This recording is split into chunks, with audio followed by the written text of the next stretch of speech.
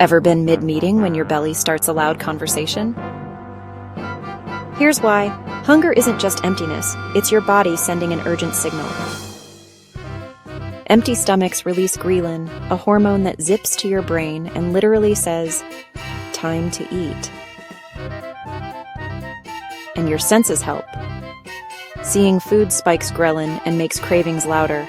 Smelling food spikes ghrelin and makes cravings louder. So next time your tummy talks, it's biology, not bad manners.